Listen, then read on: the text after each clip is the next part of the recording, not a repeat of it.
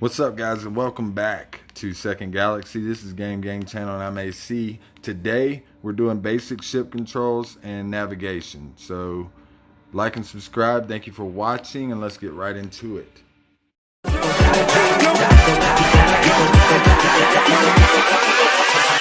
Hold up.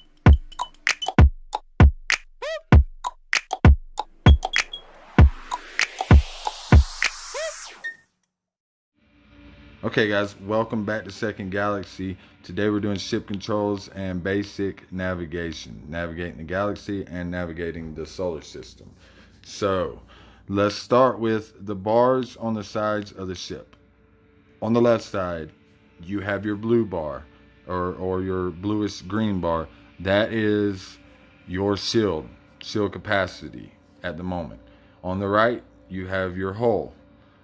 This is the armor of your ship. So when you get your armor or your shield all the way down, it will begin to take off your armor or your hull. And then on the right side of the ship, in the blue bar, we have your energy. This is the energy that you have in your ship. As you use things, it will go down. Then on the white bar, we have your velocity. This is your speed, how fast you're going. As you can see right now, I'm moving forward, and I am going 655 meters per second. So if you hit the right down here, if I hit this is my built-in thruster to my ship. Now you can add components that are thrusters that will be in the 3 here to the left. And as you can see, my velocity goes up over double when I hit that. So now to the left, you have all your components that we talked about in the shipbuilding guide. I have a shield recharger, an energy recharger, and a critical enhancer. It does critical damage enhancer. You can also have another thruster there as well that will even boost your velocity even higher. Then, like I said, you have your built-in attachments. There, the 2 small ones. You have your shield energy recharger, and then you have your thrusters, which both have a cooldown period. Then to the right, you have your weapons. I have blasters on here. Then you have your super device. Then you have your target. This is how you select your target. As if I selected somebody here, that's how I would target them. You can also hit this auto combat feature, so you don't have to reload your weapons. You won't have to, as they reload and as they cool down, you won't have to click it. It would automatically hit it for you. So that's a good feature. Now, up here on the left side, in your left screen, you'll have first your targets. These are your nearby targets. When you select these targets, you'll have options, which I don't have on the right side of the screen now, surprisingly. You can view them. That's one. Second would be warp to them. Now when you're a good distance away, you'll warp to them. Normally there in your vicinity, you won't have that option. Commencing warp. Arrive. So now I've warped to them.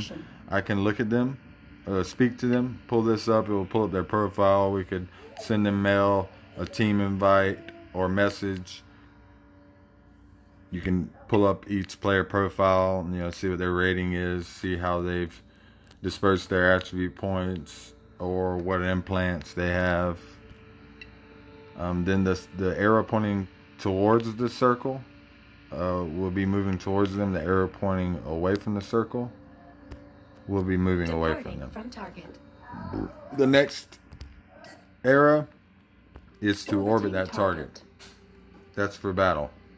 And you can also change your orbiting distance. Like when you select the target and you're in battle, it'll automatically have an orbiting distance. If you want that distance to be a little bit further, all you got to do is select that orbit button when you're at the distance from the target that you want to be. Primary weapon And ready. below that, you will also have a tactical view. Your ship is in the center. And each one outside of that is the distance. So 5 kilometers, 10 kilometers, 15 kilometers, and 20 kilometers. That's a tactical view in a war situation when there is multiple enemies. And it does come in handy, so it's good to know that. You also have a further out view.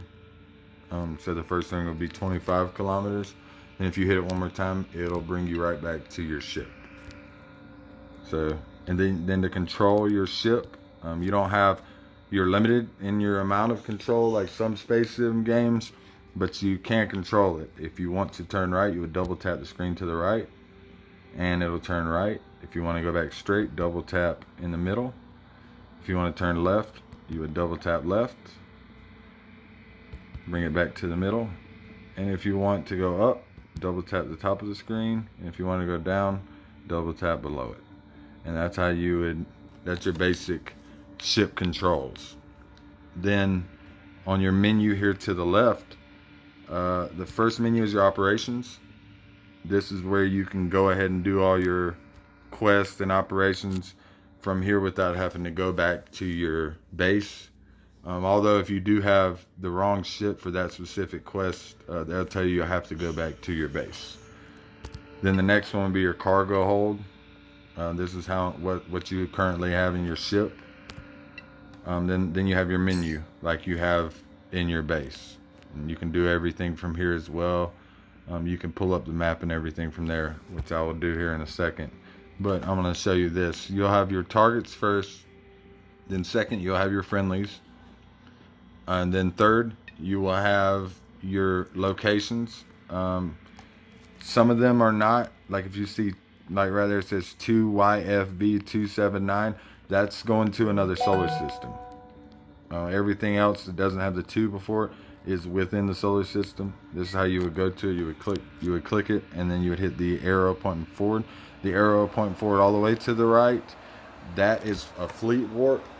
That's because I am a fleet commander in my corporation, so not everybody will have that option, but you can warp to the planet, or warp to wherever that location is by hitting that. You can also sort all these menus out here. You can filter them by ally, neutral, wingman, customs officer. You can, so this is good for a war situation. You can also sort it by distance, name, and durability.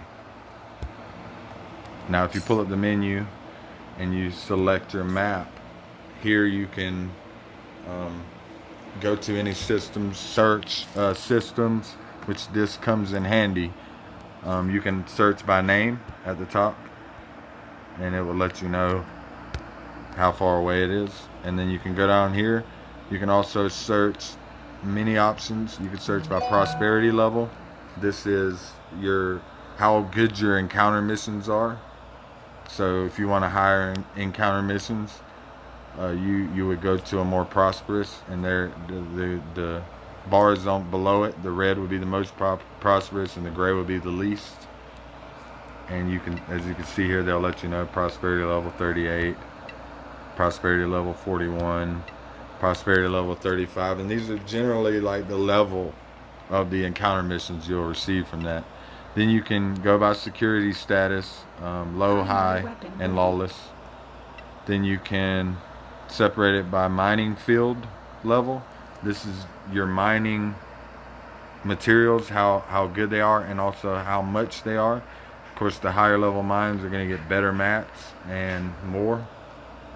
Then you can separate by wormhole level, unstable, alarming, critical, and deadly.